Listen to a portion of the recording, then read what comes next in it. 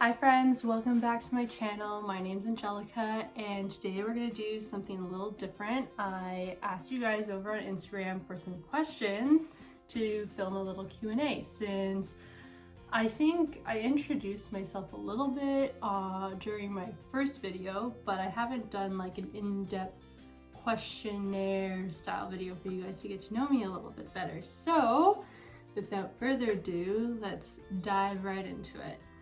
I'm going to separate the questions into 3 categories: personal, YouTube/Insta, and Instagram, and camping. And I have all the questions on my laptop on my lap, so if I'm looking down, that's what I'm reading.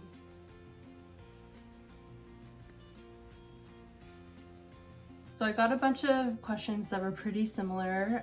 Where's your favorite spot to camp/paddle in Ontario? What's your favorite spot to camp at? What's your favorite Ontario or Quebec park for canoe camping? So to be honest, I feel like I haven't gone to very many places, but out of the places I have gone, I think my favorite spot to go canoe camping or to paddle is Frontenac. And what I love about Frontenac is big clear lake. It's just so clear, like you can see all the fish while you're paddling. You can get up close to like the rock shoreline, or I guess like the cliffs that they have there, and just hang out in the shade. I think I might change my mind though when we go, or if we go to Tobermory this summer. It's still depending on whether or not things are open by that time and if the lockdown's over with, but that used to be my favorite spot when I was younger, and I haven't been there since 2013 now, so I'm excited to go back and see if it's still going to trump everything else and be my favorite again. Next question, what are some places you've traveled to? So off the top of my head, I guess Texas was like my very first trip I ever went to. Florida, New Jersey, New York City. My last trip before the pandemic, I did a whole little snippets video on it, was to San Diego with my cousin Allie, and we went to Joshua Tree and to Palm Springs as well. But yeah, I'm excited for normal life to be back and to go traveling again. I would love to go out east before I go back out west again. But yeah, I think I forgot to mention that I've been to Vancouver, Calgary as well, multiple places in Quebec. I've also traveled to London. I've traveled to Paris for 9 hours, but that's a whole other story. I've been to the Philippines to have a family reunion on my mom's side. And yeah, I'm trying to think if I've missed anything, but I think that's everything. I think I got it all. And then on top of that, what's your favorite location you've ever visited, local or abroad?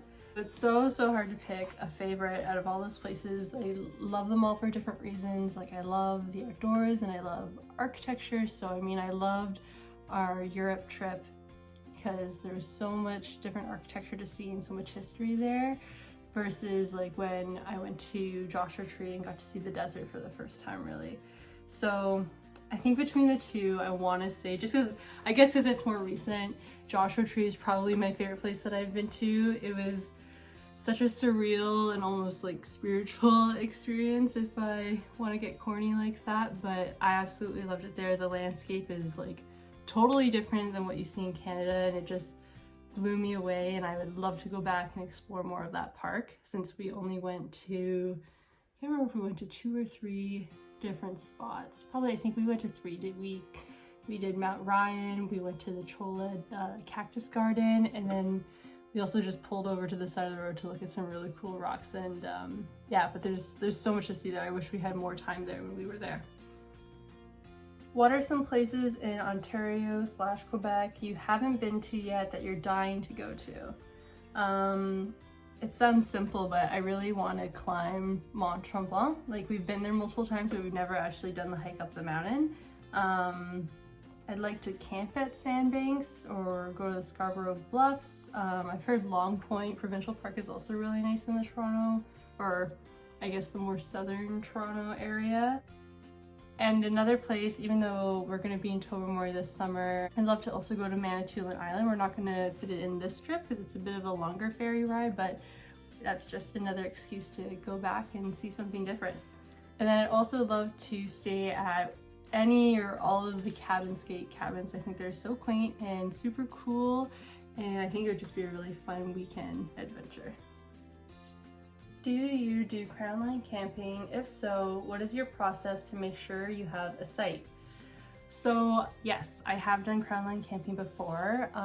It was something new for me last year. Never done it before. Yeah, we've gotten great recommendations for some places to go crown line camping from families. So I guess what's the question say? Our process to make sure that we have a site, I guess, get recommendations from people that you know, go to places that you've heard good things about, and if you're able to kind of scope out the area beforehand, like don't wait to go there, as long as it's like within a reasonable distance from you, I guess. Like if you can go for a day trip to scope out the area, go, have no expectations, like don't have all your bags packed, like prepare for the whole weekend, just go for a paddle, see the sights, see the camp spots, and like save them as pins on like Google Maps so that you can refer to them later.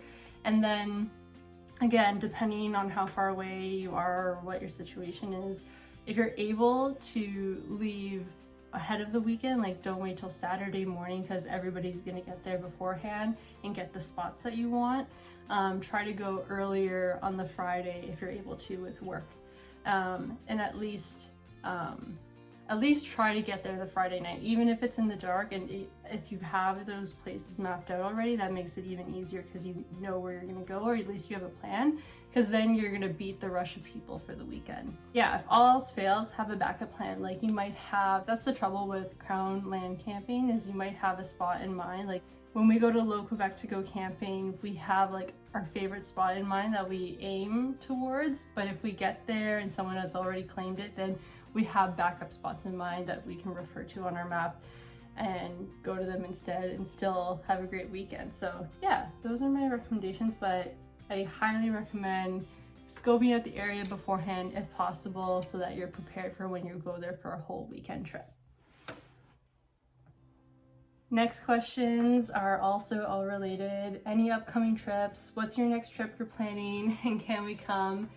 And do you have any plans for this summer? So we have lots of plans as long as nothing else gets canceled with an extended lockdown or whatnot. But yeah, we're gonna go camping with friends, camping with just Kevin and I. We're gonna go to my parents' camp. I would love to have a belated birthday barbecue for what I'm calling my savory 26.5 birthday party. And yeah, the big highlight of the summer is going to Tobermory, which is probably like the thing I'm looking most forward to.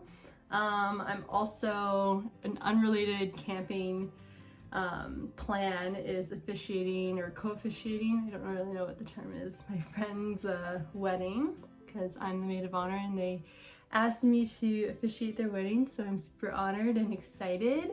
And yeah, I think that's like the big things. And yeah, I guess to answer Tam's question, hi Tam if you're watching, of course you can come camping with us. We scoped out another crown line camping spot, so maybe we can go there sometime together. How do you deal with all the bugs and bug bites from doing stuff outdoors? I love this question because I get really bad reactions to mosquito bites, so I always have to be prepared. And I learned from serving on a patio outside in the summer that I need to have Afterbite with me at all times, even if it's annoying to remember to keep in my bag. I need it or else I'm not going to be able to stop scratching. It's going to swell up and it's going to get super itchy. So yeah, always be prepared. Always have your Afterbite or your cream. There's like two things. You can either have that stick that you can rub on or a cream, and lately I've been really enjoying the cream because it's like really concentrated. But yeah, always have your bug spray. Have multiple cans of bug spray everywhere so you can never forget. And yeah, you just have to spray it. It's not pleasant getting or smelling like bug spray or being sticky from bug spray, but it's definitely worth it to not have to deal with bug bites after. And yeah, it's just what you have to do to enjoy some time in the woods. So yeah, hope that helps. Essentials for outdoor activities.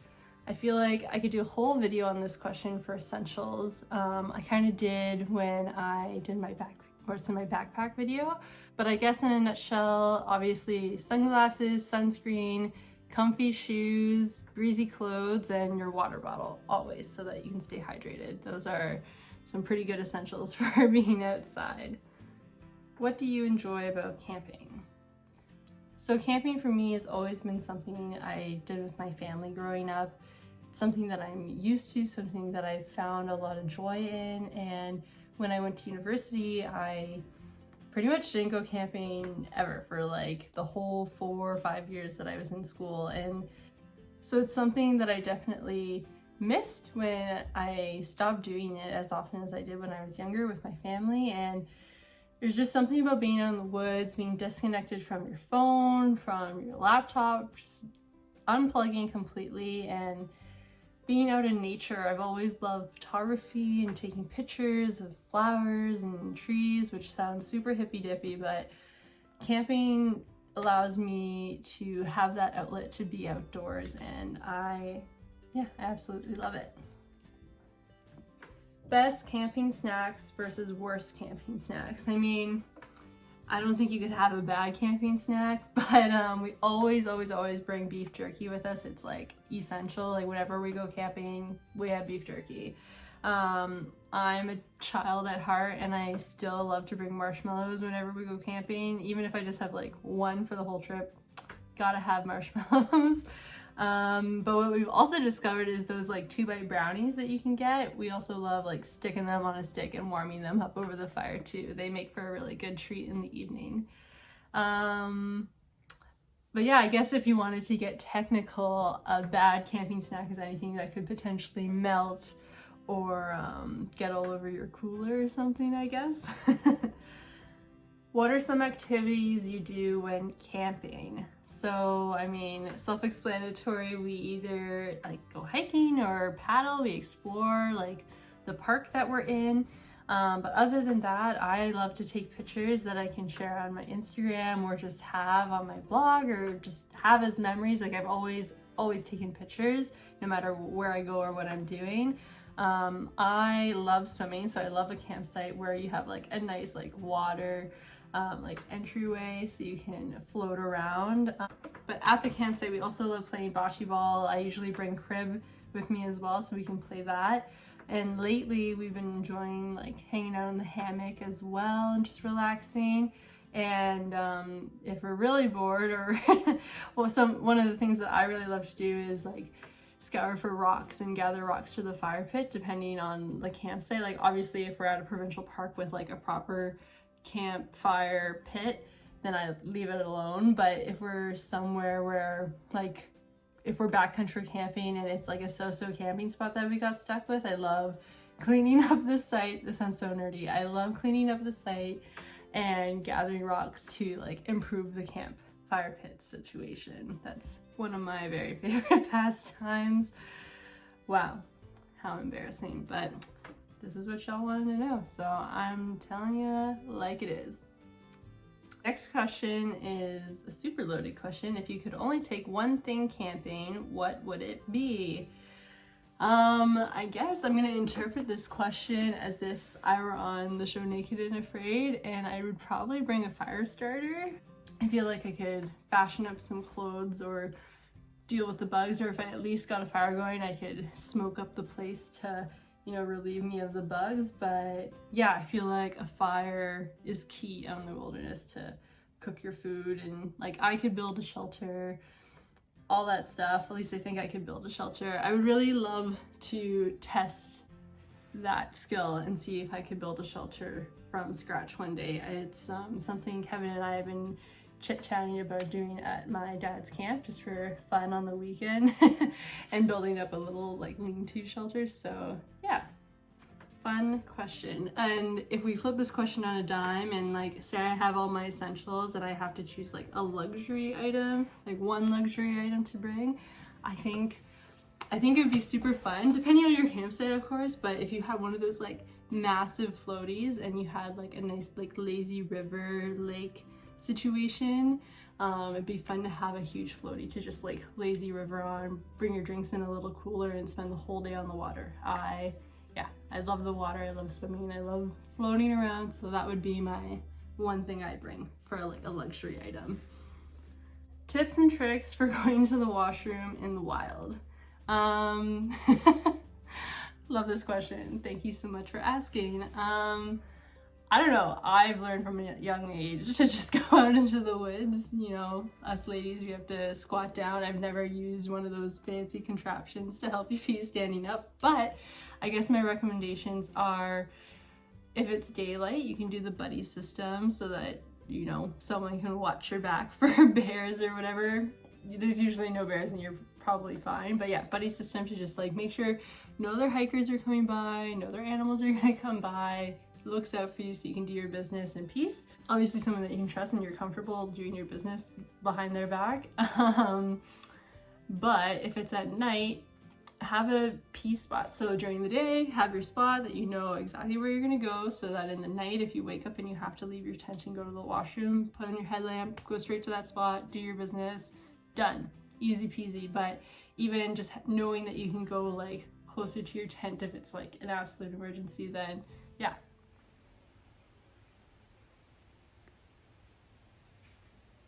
Next category is personal related questions. I only got a couple, but I decided to split this video up just so it's super clear. So the first question is, when you're not camping in the summer, what other activities do you do?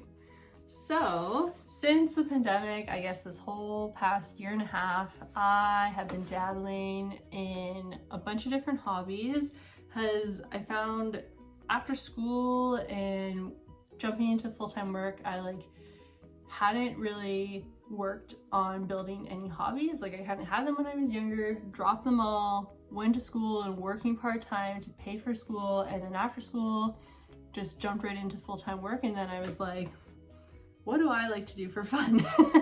What does Angelica like to do? So yeah, I've been dabbling in a lot of old hobbies like watercolor painting, photography. I recently got my guitar back from my parents' place and I've been trying to learn that again. And now that it's summer, I've also loved gardening in the backyard and the front yard. We have so many beautiful plants from the previous owner. So yeah, I love gardening, and I mean, everybody loves houseplants, but I also love being in the backyard and taking care of all those plants too. And I guess it's all kind of the same thing as camping, but I love hiking as well. I love finding new trails and recommending them to you guys. What made you want to start travel videos? I've always had angelica.may.wander.blogspot.com, and I've always made an effort to take all the pictures. So I've always loved taking pictures, but you know, we always take so many pictures digitally these days. Like we never print them out, we never go back to look at them. So I wanted to have a place, like an online journal, that I could gather all my favorite photos that I've edited and like cultivated and put them in one place, do a little entry on like where did I go, what did I see, how did I feel, and just have it on the blog so that I could personally refer back to it. But now it's come to the point where I want to start sharing those ideas, and now that I feel more comfortable sharing those thoughts and ideas and building up that confidence. So for me, starting this travel blog or whatever you want to call it, these videos, this YouTube channel, for me it was like a new fun challenge. I've always done photography, I've always taken pictures like I said, but I wanted a new creative outlet to explore. So I decided to start making videos and testing my skills in that area. It's obviously been a work in progress, but it's been super fun and different. And I'm so grateful for everyone who's tuned in, who likes my videos, comments, and subscribes. Yeah, subscribe if you haven't already. It means the world to me. This place or this channel and my Instagram was just a place for me to work on my confidence, you know, work on the way that I speak and present myself and show these beautiful places that I've been to and that I love, and yeah, maybe you'll love them too. So that in a nutshell is kind of why I started this whole thing, and who knows where it'll go, but for now it's fun and that's all that matters to me. So this is a loaded question. How much personal growth have you gone through from 2013 until now? Explain in detail. Thank you, James, for this very heavily loaded question. But no, seriously, I do appreciate all the questions you guys sent in. They're super fun. I'm gonna refer to my computer here so that I can keep my thoughts straight. But so if it's 2013 until now, that's 2013 was when I moved to Ottawa to start university at Carleton University for structural engineering. The program that I took was architectural conservation and sustainability engineering. I know it's a mouthful, but we call it ArcEng basically. And yeah, personal growth. Wow. I think when I left high school, I thought high school was so easy. You know, I'd always gotten like A's or B's, and I thought university was going to be such a breeze. And I was looking forward to like spreading my wings. And I live 5 hours away from, or I was from Orangeville, 5 hours away from Ottawa. So I was excited to, you know, spread my wings, even though I've been to my uncle's house in Carlsbad Springs. Thank you, Uncle Mark, if you're watching, for taking me in. But yeah, I was excited to get out there, you know, be my own person, not have my parents, you know, hovering. I'm an only child, so they've always been kind of around, seeing what I'm doing and what I'm up to. So it was nice to have that space to really grow into the person that I am today. And I mean, it was a process. You don't just grow up overnight. I mean, I learned how to be my own person, how to take care of my finances, and how to save money, and learn things I liked and didn't like. And through all that, I think I've learned how to become a better person and a better partner, how to maintain a sustainable, healthy lifestyle.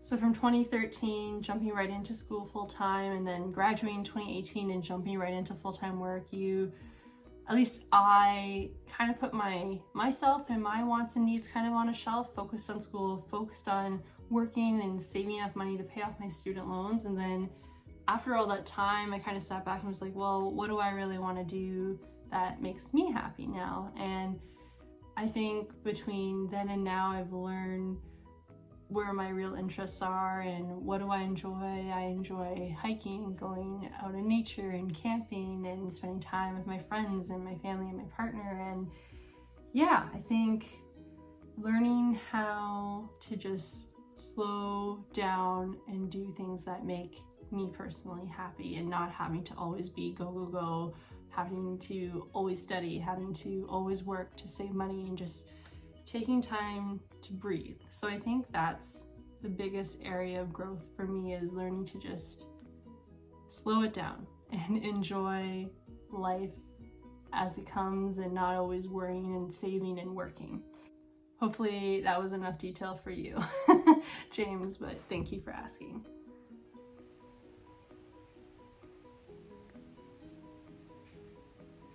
Last category is YouTube and Instagram. So I got a question about, what do you use to shoot your YouTube videos and editing software? So I actually keep it really simple. I use my iPhone. I have an iPhone 11 that I use to take pictures and film my YouTube videos on. I do have a nicer camera. It is older, but I mean, it is still nicer. I have a Panasonic G10 camera, but it's just, for me, too much trouble to lug it around. It's a little bit bigger, and it's just more convenient to take pictures or to film videos on my phone, and my phone's pretty good quality, if I do say so myself. So yeah, keep it simple. I use my phone, and even before that I used my iPhone SE, which still did a half decent job. Then for editing software to edit all my videos for YouTube, I use iMovie, or sometimes I use this app called InShot. It's been really great. Sometimes I even use Instagram stories to do any like fun little creative stuff.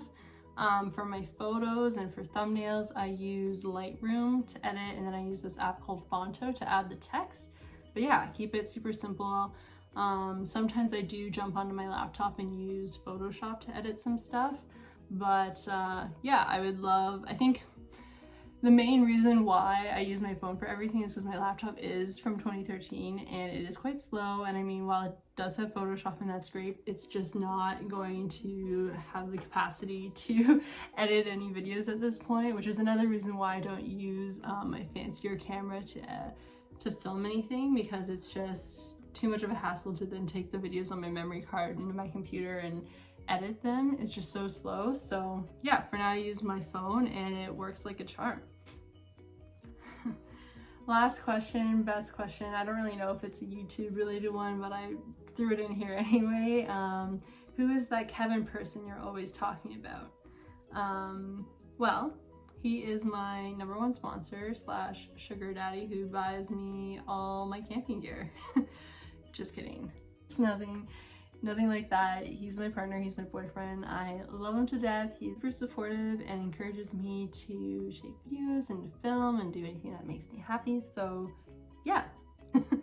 And I'm very thankful to have a partner who shares the same hobbies I do. Kevin loves hiking, he loves camping, and so do his friends. So I'm super thankful that we have like a circle of friends that I've been introduced to through him, and I wouldn't have it any other way. So that's who Kevin is.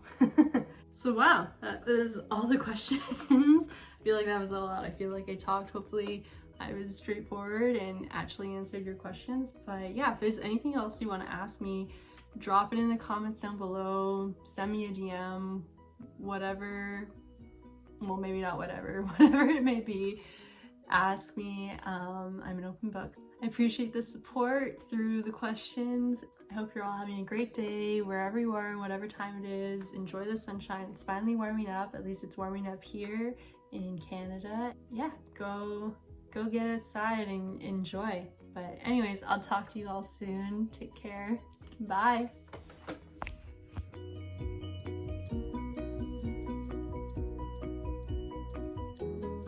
think I'm gonna blah, blah, blah, blah, blah.